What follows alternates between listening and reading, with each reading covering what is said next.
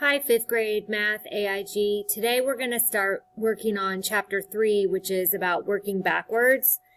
And some of you might remember we did working backwards problem solving strategies with MathQuest last year, but this year we're going to do it just a little bit different.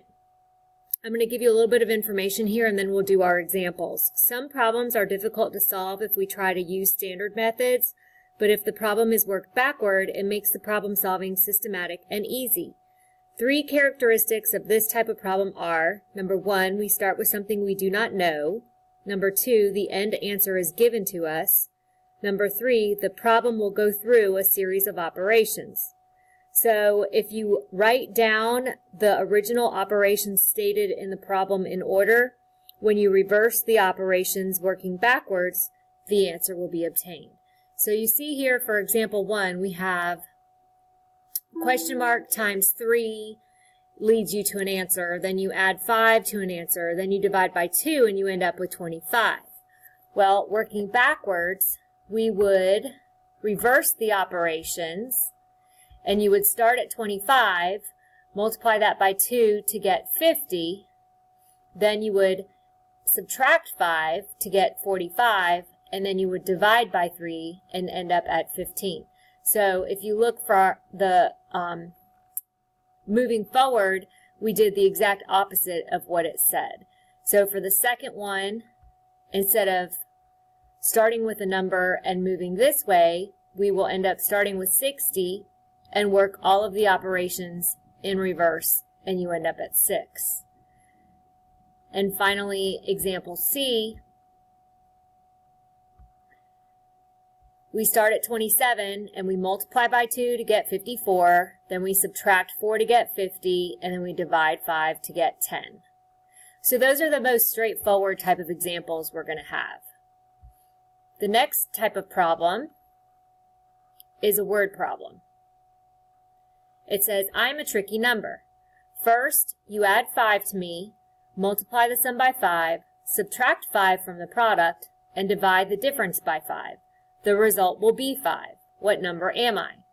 So what we want to do is we want to start with the question mark of we don't know what the number is we're starting with, and then we just write down the operations of the problem until we get to the answer. So if you add, we say we start with question mark, add 5 gives you a number, then multiply that by 5, it gives you another number, then subtract 5 and it gives you a number, and then divide by 5 and you end up with 5. So working backwards, you do the reverse. Start with 5, multiply by 5 to get 25, then add 5 to get 30, then divide 5 to get 6, then subtract 5 to get 1. And you could always check your answer by working forward, and you would see that you ended up with 5. The next example, there were 70 books on the first and second shelves of a bookcase. 28 books from the second shelf were sold. 15 books on the first shelf were moved to the second shelf. The 2 shelves then had the same number of books. How many books were there on each shelf at first? So this one's a little bit different. We have to do kind of 2 different strategies.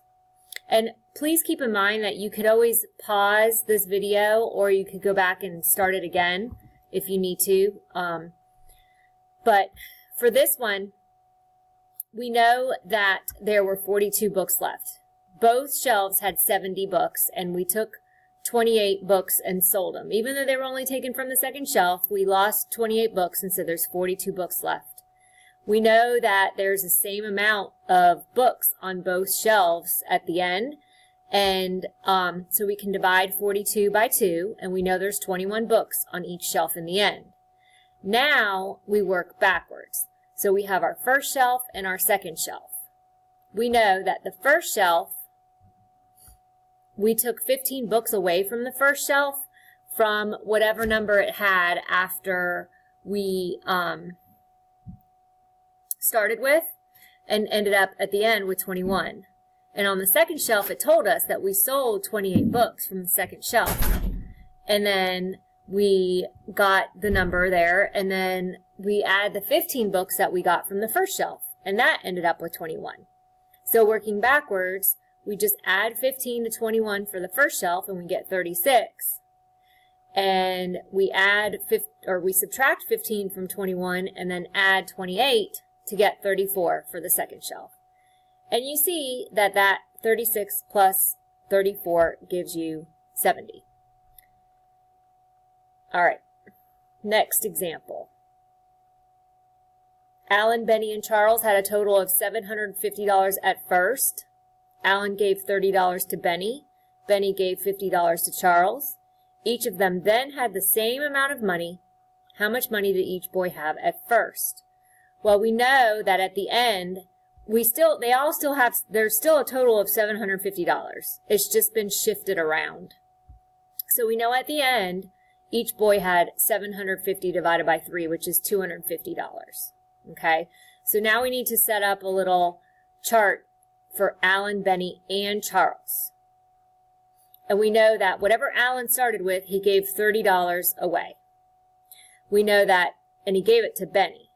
So we know that whatever Benny started with, he received $30, and then he gave $50 to Charles.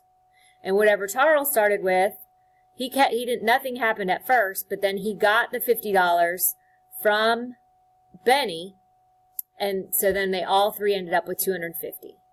So when you work backwards, you see that for Alan, you just have to add 30 to 250 and get 280. For Benny, you would actually add the 50 back and then subtract the 30 and get 270. And for Charles, you would just subtract the $50 and get 200.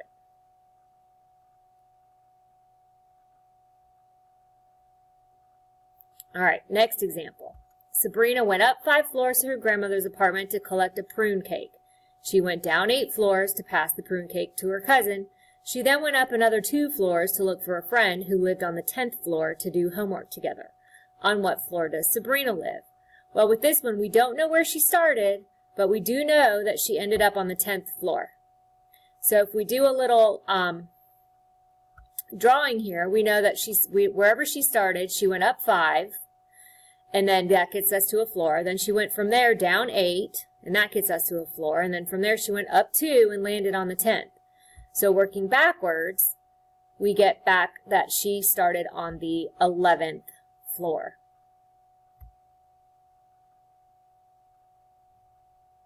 And our last example. During a shopping trip, Cindy spent half of her money in the first shop. She spent $2 more than half of her remaining money in the second shop, and she was left with $30 in the end.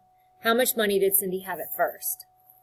This one, the example that they give you, they're using a model to kind of show you that she ended up with, after spending half her money in the first shop and then 2 more than half in the second shop, she had $30 left. Which, if she spent half and then another half, she spent 1/4 of her money and then also 2 more. I looked at it like this, and I didn't draw the best example, but if she starts with a certain amount of money, she divides that money by 2 and she ends up with half. And then she spends 2 more than half of that money again. So really, you're dividing that money by 2 and you are subtracting 2 from it because she spends 2 more than half. And that gets you down to 30. So working backwards, you would add 2 to get 32. Then you would multiply that times 2 to get 64. And then you would multiply that times 2 to get 128. So either of these methods work for this one. But I wanted to show you this one. Like I said, it's not pretty, but hopefully it makes sense. So now you should just begin the packet, and we will work more on this on Thursday. I hope this helps you to get started. Feel free to go back up to the first examples and look at some of those, because you probably will only have time to work the problems that go along with those. See you Thursday. Bye.